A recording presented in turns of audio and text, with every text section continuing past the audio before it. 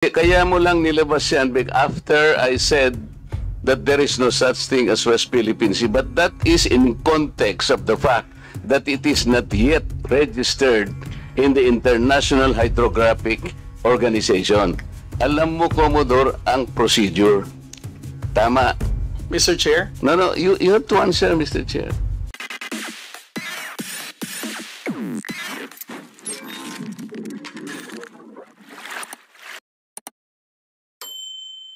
In the West Philippine Sea.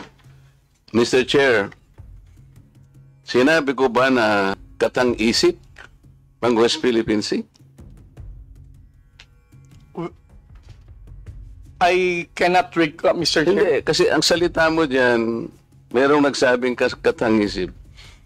Sinabi ko ba na katang-isip ang West Philippine Sea? I said I stand by the statement of the President. I did not mention you said it, sir. Meron kang katang-isip na sinabi dyan eh. To whom are you referring that? No, sir. The katang-isip phrase was the President's statement during his SONA.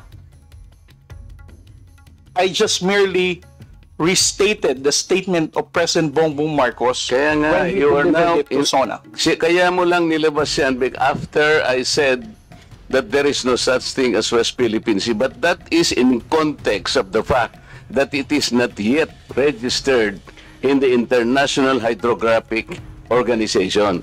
Alam mo, Commodore, ang procedure. Tama. Mr. Chair? No, you have to answer, Mr. Chair. Alam mo yung procedure kung paano maitatala, kung paano natin papangalanan ang isang karagatan na tayo ang may-ari. You know the procedures, right? With respect to the 19th Congress who passed You the have Republic to Act answer my question, 12064, Mr. Chair. the Philippine Maritime Zones Act, sir, the West. Kindly repeat your question. You know, Commodore, the procedures on how we can register the name of a maritime area that we control or that we believe it is ours. You know the procedures on how Yes, to sir. register. Okay. So, ano na po ba, nakarehistro na po ba, nairehistro na po ba natin yung West Philippine Sea? Sir, with regard to your question, there must be a legislation and then submit it to the international. Oo nga, meron na po Hydrographic tayong Organization. legislation. Yes, As a sir. matter of fact, nagagawa na po yung Congress. Kailangan po talaga yon. Yes, sir. Nagpasimula tayo sa administrative order pero kulang yon. Kaya nga po ang Congress gumawa para tulungan po kayo.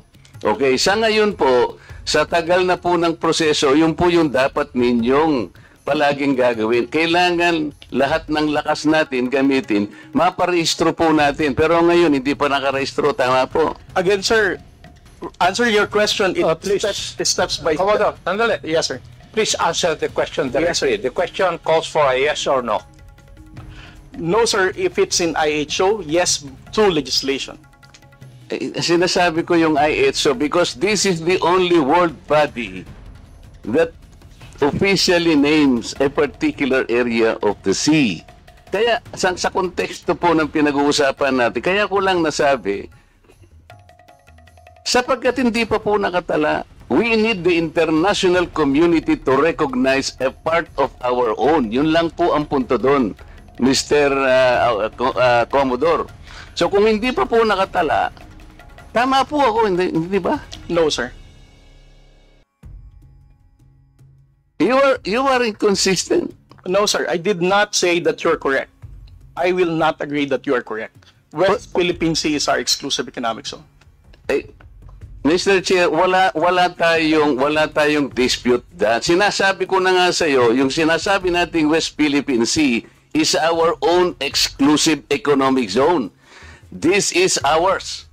You and I should fight for it until the last drop of our blood.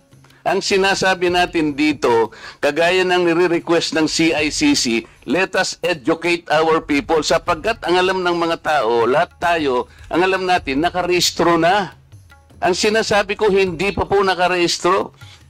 Ikaw ba pwede kang mag-enroll sa isang eskwela nang hindi ka nag-register, nang hindi ka nag-enroll? You answer my question. Of course, sir, there is a Kaya nga legislation. Kaya hindi pa nakarehistro, Mr. Chair. This is the only point.